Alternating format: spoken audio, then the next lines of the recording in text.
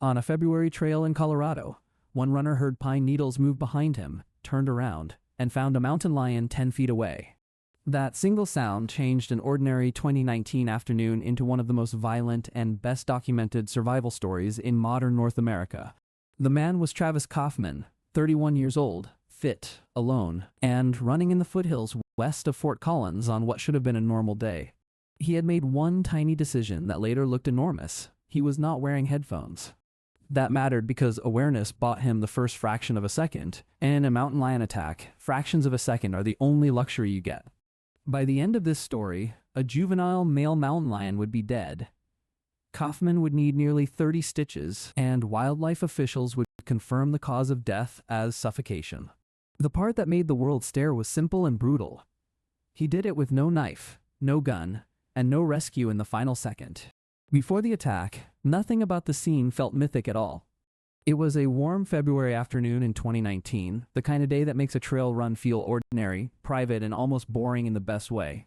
Kaufman stopped on a ridge to look out at the view, then started down a narrow wooden section of trail. That is when he heard the pine needles rustle behind him. Most people in Colorado backcountry would expect a deer, maybe a smaller animal, maybe nothing at all worth thinking about twice. Kaufman turned, and about 10 feet away stood a mountain lion. He later described that instant as one of his worst fears becoming physically real in front of him.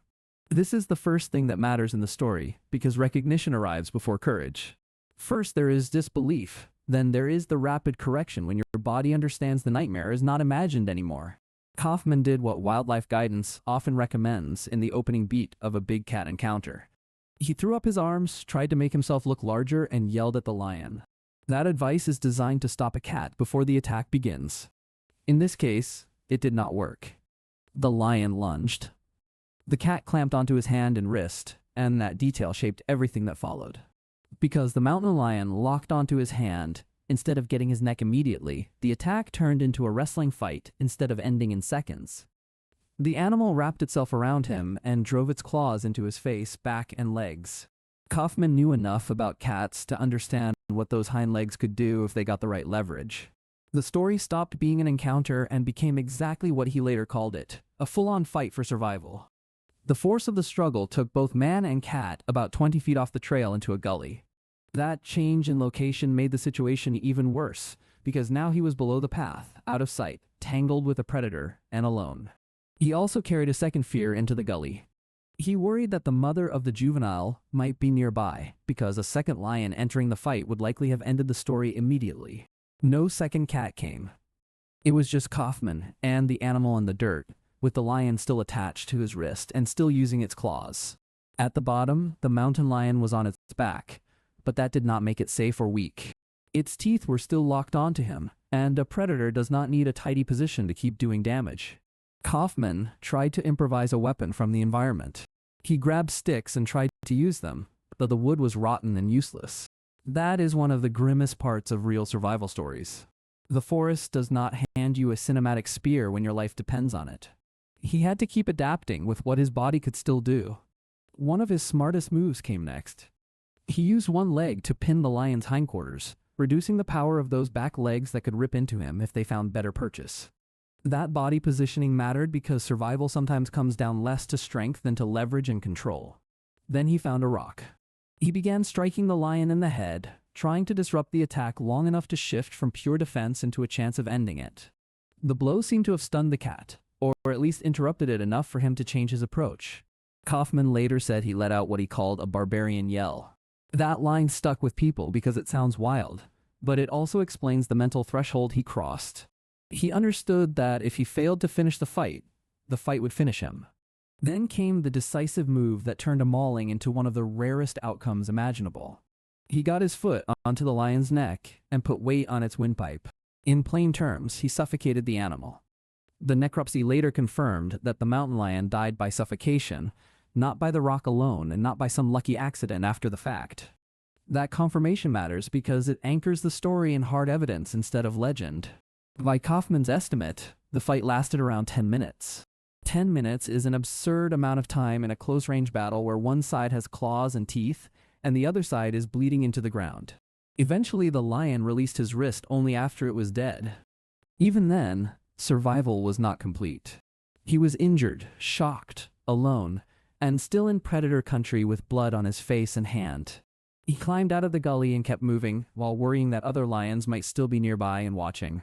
At some point, he found other people on the trail, including hikers and another runner, who helped get him to medical care. He ended up with nearly 30 stitches, with reports often breaking the wounds down into facial injuries and damage to the wrist. The animal turned out not to be a full-grown adult, but a juvenile male, roughly 4 or 5 months old and about 35 to 40 pounds. Some people heard juvenile and acted as if that made the event ordinary. It did not. A 35 to 40 pound mountain lion is still a powerful ambush predator built with claws, jaws, speed, and the ability to kill animals much larger than itself. The real lesson is not that a human beat a cat in some fair contest. The real lesson is that an unarmed runner caught at close range kept thinking under extreme stress and used position, leverage, a rock, and relentless force to stay alive. Wildlife officials added another important piece of context after the case. They said Kaufman became the 22nd person attacked by a mountain lion in Colorado since 1990. That number reminds us how rare these attacks are, which is exactly why the story spread so fast. It compresses a nightmare into a handful of unforgettable facts. A sound in the brush, a leap, a hand locked in jaws, a fall into a gully, a rock, and a foot on a throat. Kaufman himself did not act like a superhero in interviews afterward. He sounded stunned more than triumphant, and he even joked that the story had grown larger than his actual puny form. That humility made the account feel even more real, because he was not selling macho invincibility. He was describing fear, improvisation, adrenaline, and the ugly mechanics of survival when official advice to fight back stops being theoretical. That is also why the headphone detail stayed with so many people. He did not win because he was hunting danger. He won because he noticed the first warning, kept adapting after every failed option, and refused to stop fighting when the encounter became intimate and violent. In myth, a man kills a lion with his bare hands and becomes a legend. In real life, it happened on a weekday run west of Fort Collins, ended in an emergency room, and was backed up by wildlife officials and a necropsy report. That mix of mythic image and verifiable detail is why the story still feels unreal, even though every core fact is documented. If you want the next true survival story where one tiny decision decides who walks out alive, subscribe so you catch the next one. The official details are part of why this case kept its grip on public attention. Wildlife authorities did not leave the story in rumor. They investigated the scene, examined the animal, and confirmed the death by suffocation through necropsy. That moved the event out of campfire legend and into documented survival history. It also answered a question that always appears after stories like this. Did he really kill the lion with his bare hands? The honest answer is that he used his whole body, a found rock, and positional control rather than a manufactured weapon. He was not untouched by adrenaline movie logic. He was a bleeding runner making one ugly survival decision after another. That is exactly what makes the account more powerful than fiction. Every step sounds improvised because it was. There was no plan for what to do once both bodies rolled into a gully. There was only the next problem. How do I stop the hind legs? How do I break the bite? How do I keep breathing long enough to change the geometry of the fight? That mental sequencing matters because panic alone does not win 10-minute struggles. He kept solving one brutal problem at a time. The story also corrected one lazy public reaction. Some people heard the cat was juvenile and decided the danger must have been exaggerated. But juvenile predators are not plush toys with claws. A 35 to 40 pound mountain lion is still muscle, teeth, reflex, and killing instinct delivered at close range. More importantly, close-range predator attacks do not ask whether the animal is fully grown before they become lethal. Kaufman was attacked at 10 feet, taken off the trail, and opened up by claws and teeth in seconds. That is not a small threat by any sane standard. Another reason the case mattered is the lesson it carried about preparedness without paranoia. He did not survive by hiking with a fantasy of combat. He survived partly because he was aware of his surroundings, could hear the warning, and did not freeze after the first tactic failed.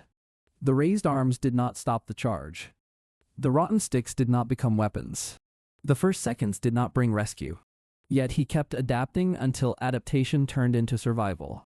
That is why the event is remembered less as a superhuman victory and more as a documented case of relentless resistance under impossible pressure. In a rare Colorado attack, one unarmed runner proved that fighting back is not just official advice on paper. Sometimes it is the only bridge between a trail and the rest of your life. The case also lingers because it stripped wilderness down to its rawest terms. No crowd saw the struggle begin. No camera recorded the decisive seconds in the gully. All that existed at first was one man's account, one dead predator, and wounds severe enough to prove the account was no fantasy. Then the investigation lined up with the story. That alignment between testimony, injuries, and necropsy made the event unusually solid in a world full of exaggerated animal tales. It also reminded runners and hikers that mountain lion advice is built for rare moments that arrive all at once. Make yourself look big if you have distance. Fight back if the attack comes.